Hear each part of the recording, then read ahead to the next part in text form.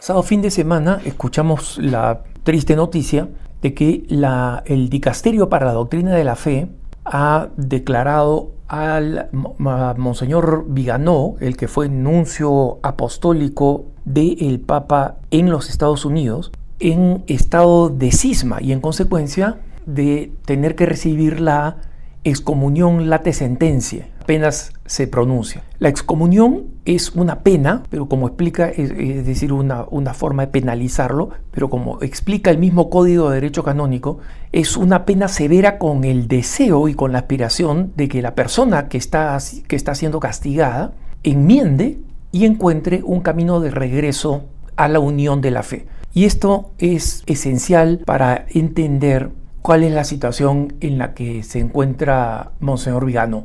Es importante aclararlo, hermanos, porque nosotros sabemos que el Monseñor Viganó fue uno de los que, el arzobispo Viganó fue uno de los primeros en declarar y alertar al Papa Francisco, primero en privado y después públicamente en una carta abierta, una carta de 11 páginas, muchos de ustedes recordarán porque fue una bomba. Monseñor Viganó la publicó en el sábado muy tarde por la noche, de tal manera que el Papa solo pudo leerla el domingo por la mañana, ese mismo domingo en que tenía que presidir la misa de clausura del Encuentro Mundial de las Familias en Irlanda y volar de regreso a Roma, donde iba a tener una conferencia de prensa. Y en consecuencia las probabilidades de que leyera bien y preparara una buena respuesta eran muy bajas, ¿no? El Papa, con mucha astucia, cuando le preguntaron, dijo: léanlo ustedes, periodistas,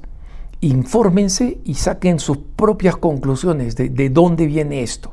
Así tal cual lo dejó abierto, podía ser una interpretación espiritual, diciendo esto viene pues del demonio, ¿no? Aunque lo haya escrito un arzobispo, o insinuando que el arzobispo Viganó no tenía ese calibre para escribir esas denuncias, esa carta de 11 páginas, y que alguien había sido el escritor sombra, ¿no?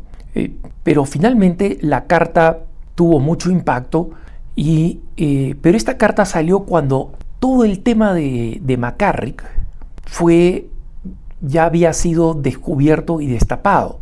Viganó había confesado a muchos amigos que cuando él habló con el Papa Francisco y notó que el Papa escuchaba mucho a McCarrick, porque lo conocía de mucho antes. McCarrick hablaba muy bien el español y había visitado Argentina a conocer al cardenal Bergoglio. Había ayudado económicamente para el seminario de Buenos Aires. Entonces se conocían y se llevaban bien. Y Viganó advirtió al Papa: cuidado con McCarrick, tiene todos estos problemas y estas denuncias. Y finalmente McCarrick, que estaba, digamos, en un estado de suspensión, regresa a Estados Unidos otra vez a liderar organizaciones, etcétera. Se siente empoderado por el Papa Francisco. Pero cuando se desata el escándalo, y el escándalo es mediático, no fue de Viganó, y queda claro que el cardenal McCarrick había sido un violador serial de la peor especie durante décadas de décadas, y que cuestionaba la integridad de tantos sacerdotes que hoy en día eran obispos y que habían estado muy cerca de él y que todos decían no saber nada. Y entonces él, en primer lugar, se le quita el honor cardenalicio y luego es reducido al estado laical, de tal manera que hoy es el señor McCarrick, ¿no? Ya muy anciano, en un monasterio en Kansas, del cual no puede salir. Y los problemas de Viganó son distintos. A partir del 2018 hasta más o menos el 2022, Viganó comenzó a publicar cartas que siguieron a esta primera carta de Irlanda, ¿no? Esa primera carta en Irlanda, que fue una bomba, que se tradujo a varios idiomas, se publicó por muchos lados porque era realmente una novedad periodística, ¿no? O sea que, queriendo o no queriendo, esa publicación iba a darse a conocer. El asunto es que después Monseñor Viganó comienza a publicar más cartas Y estas cartas comienzan a tener dos características preocupantes, para ser sinceros. La primera, las cartas se comienzan a convertir en más apocalípticas. Se viene el fin del mundo, y el fin del mundo no se va a venir, digamos, así de la nada, se va a venir por culpa del Estado oculto, ¿no? Y la iglesia oculta, el deep state, como se dice en inglés, ¿no? El Estado que está enterrado, que está dentro del Estado, y las distintas fuerzas de la Agenda 2030, Soros. Entonces comienzan digamos, a ser cada vez más milenaristas, más orientadas hacia el fin del mundo. Y el otro aspecto es que comienza él a reclamar que estas ideas que él tiene le están siendo reveladas, ¿no?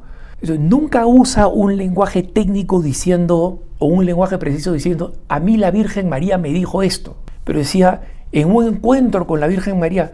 Y cada vez la terminología que usa lleva más a pensar que lo que él está diciendo es que de pronto está recibiendo revelaciones. Y esto va escalando durante 4 años, del 2018 hasta 2022.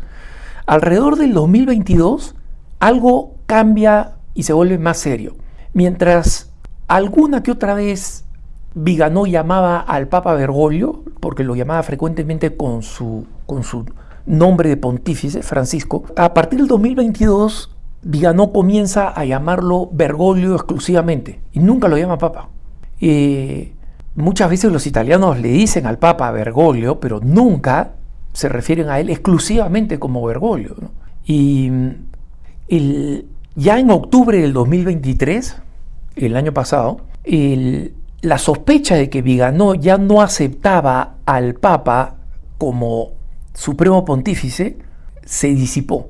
En octubre del 2023 publicó una carta en la que sostenía que Jorge Bergoglio no había sido elegido legítimamente Papa en el 2013 porque él había cometido un defecto de consentimiento que afectaba la validez de la elección. ¿Qué cosa significa en términos así laicos para nosotros? Porque Bergoglio, según Viganò, tenía la intención de destruir la iglesia, su elección estaba invalidada y en consecuencia nunca fue papa y nunca debió ser papa. Pero miren este juicio sin demostración, una crítica al papa y diciendo que el papa no es suficientemente bueno o incluso que es malo, puede venir de distintos sectores, pero a este argumento de Viganò, que el papa no es papa y que no es papa porque tenía una intención desde que estaba en el cónclave, él estaba pensando en destruir a la iglesia, ese es algo que no se puede demostrar. Y no solamente no se puede demostrar, si no lo puedes demostrar, no lo puedes decir, porque es una acusación gravísima, gravísima.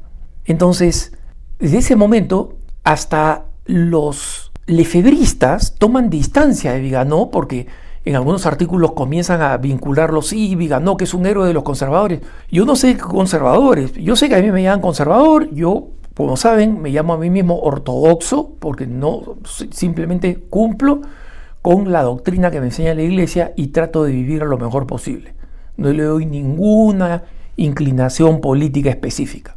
Bueno, se supone que nosotros somos simpatizantes de Viganò, que los que celebran al interior de la Iglesia Católica la misa en forma tradicional son seguidores de Viganò, y se supone que los lefebristas son seguidores de Viganò. Bueno, los lefebristas fueron los primeros en decir, perdón, nosotros no somos Viganò, nosotros aceptamos la figura del Papa. Creemos que el Papa tiene la potestad y debería tener la energía para rescindir los principales documentos del Concilio Vaticano II y volver al Concilio Vaticano I. Nosotros creemos en eso, creemos que el Papa legítimamente elegido tiene esa potestad, y en este caso es Francisco. Después de esta locura, Viganò más que nada estaba buscando atención. Y se lo puedo decir, hermanos, porque estando yo en medios católicos, me enteré de todas las puertas que tocó Viganò para que publicaran su carta, y finalmente un amigo de Viganò publicó esta carta fuera, digamos, de la frecuencia de la periodicidad de su revista en su página web, ahí, digamos, medio perdida, no recibió ninguna gran cobertura, porque era vergonzosa para cualquier católico, ¿no? Entonces, ya cuando se dio esto, probablemente Viganò estaba pensando que esto lo iba a traer a una nueva pelea de toma y daca con el Vaticano, pero el Vaticano dijo, venga a defenderse porque lo estamos enjuiciando por cisma. Y Viganò dijo, yo no reconozco este pontificado y en consecuencia no reconozco la potestad de los dicasterios que han sido autorizados por el Papa y cuyos prefectos han sido nombrados por el Papa, y en consecuencia no voy a ir. Bueno, no va, entonces muy sencillo, lo declaramos excomulgado. Las palabras de Viganò diciendo yo no reconozco la autoridad del prefecto de doctrina de la fe y no reconozco la autoridad del llamado, ¿no? En sus palabras, llamado Papa Francisco. Entonces, aquí hemos llegado a una situación trágica.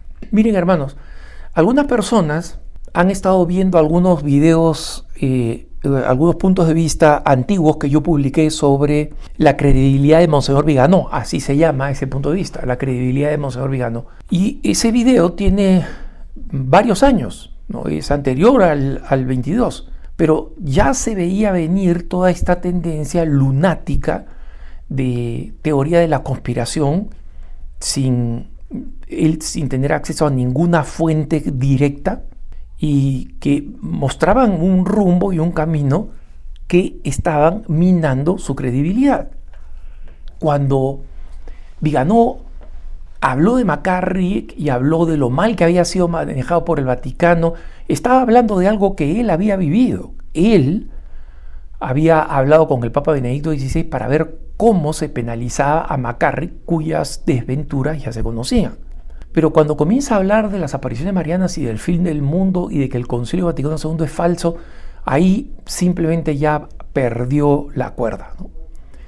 Entonces, la verdad es que en este momento defender a Monseñor Viganò es simplemente plantarse en contra de la Santa Madre Iglesia.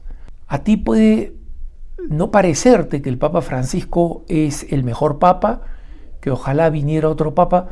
Puedes tener esa disposición que no es la mejor, porque hay que rezar siempre por el Papa. Y si el Papa, como todos nosotros, necesita convertirse, rezar para que el Santo Padre se convierta. Pero lo más importante entender es que tenemos que rezar por el Papa, no contra el Papa. Y el que no puede hacer eso, entonces ha roto la unidad de la Iglesia. ¿Yo estoy contento con todo lo que el Papa Francisco ha hecho? No. ¿Quisiera estar contento? Claro. Todo el mundo quiere estar contento con su Papa. Entonces, tengo opiniones críticas. Y si alguna vez el Papa está interesado en conocerlas, con toda la máxima caridad las compartiré con él. Pero como muy probablemente no les interese conocerlas, esas cosas o llevarán a la quiebra de este experimento de nueva iglesia conservadora sin Papa, y definitivamente van a terminar de hundir el poco prestigio que le queda a Monseñor Viganò. Por eso nosotros no pertenecemos a un equipo ni a otro. Somos del equipo de la Iglesia Católica y por eso rezamos y deseamos a todos la salvación. Que tengas un buen día.